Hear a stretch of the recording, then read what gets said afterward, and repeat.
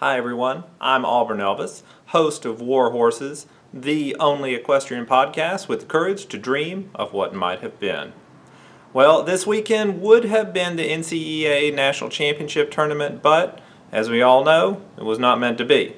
But I didn't want this weekend to pass by without giving you a glimpse into what potentially would have happened out in Waco.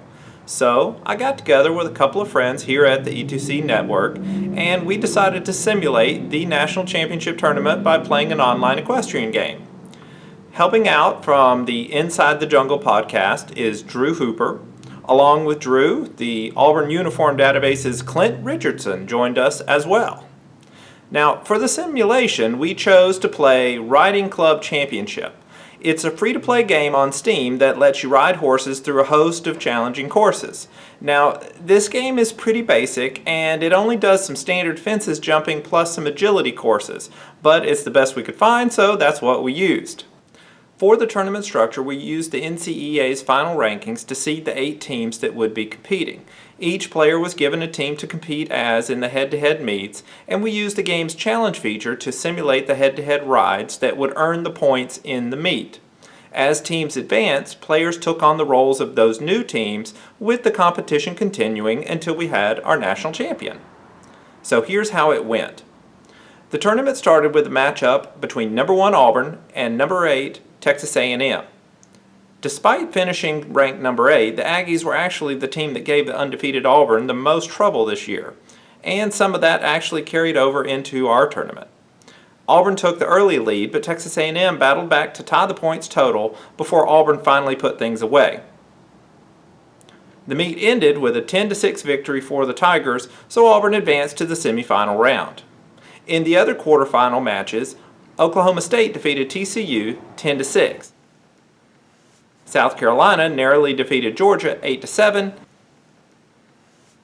And number 5 SMU was able to upset number 4 Fresno State by a score of 9-5. The semifinal round again kicked off with the top seed, with Auburn facing SMU. When these two teams faced off in November, it wasn't very close, and that trend repeated itself in our games as well. Auburn took the majority of points in each event, winning the meet 12-4 and advanced to the finals. On the other side of the bracket, Oklahoma State rode strongly early and amassed enough points to stunt the South Carolina comeback attempt. The final score in their meet was Oklahoma State 9, South Carolina 6. And with that, our final was set with number 1 Auburn taking on number 2 Oklahoma State. The competition in this meet was very tight. At this point, we had all gotten very comfortable with the gameplay, so any advantage that a certain costumed-wearing host might have had early quickly evaporated. This resulted in Auburn taking a slight lead, then having to fight tooth and nail against a very good Oklahoma State team. But in the end, one team emerged.